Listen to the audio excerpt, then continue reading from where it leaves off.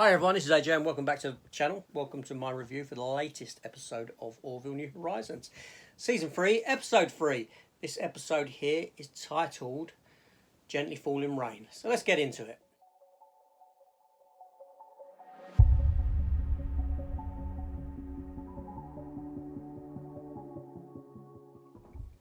Okay, so another week, another episode of the Orville. I'm back reviewing it like I do on a weekly basis. If that is of interest to you, then hit the subscribe button. Come and join me. And after this, there will be Star Trek as well.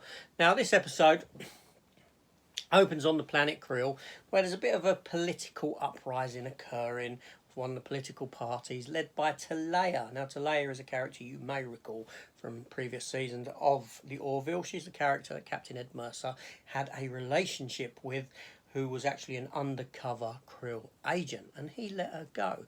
Now, she's back on Krill, and she's against the idea of there being a treaty between the Union and the Krill's planet, the Krill species. She believes that their species is best left alone. She doesn't want her way of life to be diluted by external factors, external races, and this sort of thing.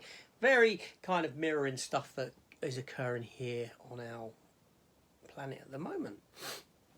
Now, like I said, there's this political election, and the front runner, who is up for the joining of the Union and the Krill, he believes it's a no-win situation, or it is a win situation for him. There's no way that this other party will win or anything like this, and thusly a delegation from the Union go to the Krill planet, and the Orville is on transport duty to take them there. Ed Mercer goes down with the party, but things don't go as planned, and they get taken prisoner, get taken hostage, this sort of thing, where they are going to be killed, where they're going to be murdered, essentially.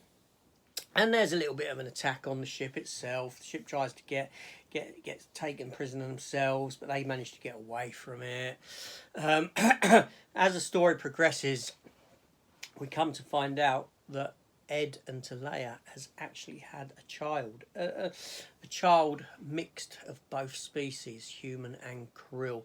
But she's being hidden away with another family. Talaya doesn't really want nothing to do with her and wants her to be hidden. But certain people believe that if the truth comes out about her, it's a way of bringing down Talaya and bringing down this political party and showing people that there could be a union between the Alliance and or the Union and the Krill people.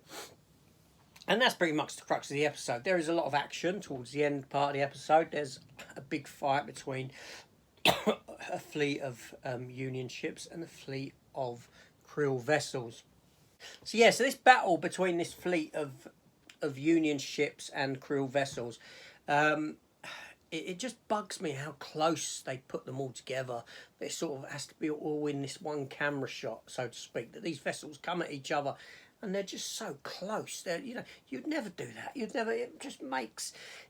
It's just silly. It looks silly. It didn't work for me, though. So, although the effects are good, it just didn't make sense from a sort of tactical perspective that these ships would be engaged this close. I'm not talking about the engagement between the two different. I mean, you've got all the Union ships that are like this, and then the others are like this, and they're coming at it like that.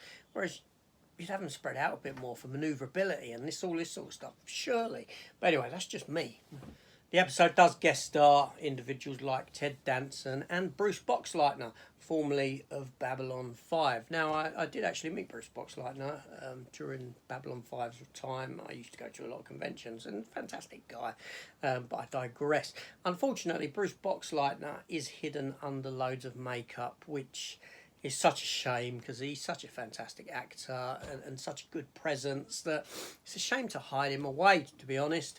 The episode itself is an episode of two halves. On the one hand, it's this slow build political stuff, and then it switches to sort of a melodrama with the child, and when you find out about this sort of stuff.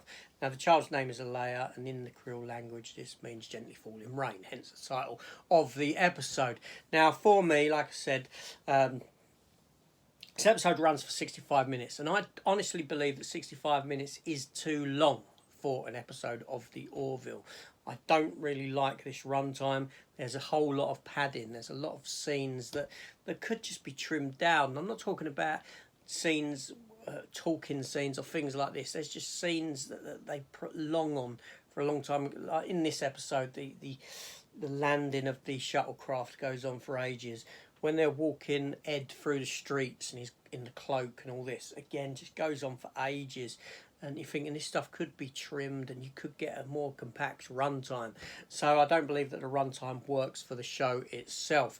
That being said, there's some fantastic special effects in this series. In this episode, it looks lovely. The makeup looks fantastic. So I can't fault that. But for me, like I said, it's an episode of two halves. It seems to be tonally one way and then flits to something else halfway through. And I'm not sure on that. I'm not sure whether I was keen on that choice of direction within this episode. Obviously, there will be ramifications of what occurs within this episode, which will have a prolonged effect moving forward. And hopefully we will get to see more of that. And we'll get to see more of this storyline with Ed and the daughter and to Leia. We don't want that stuff to be forgotten about at all. So, all in all, sort of middling episode for me. But for me, yeah, like I said, a middling episode. But, you know, I respect that people will think this is really good and all that sort of thing. And that's great. That really is. But I want to hear from you people. I want to hear what you like, what you didn't like. Let's have a friendly conversation. And hopefully I will see you on the next one. Take care all and goodbye.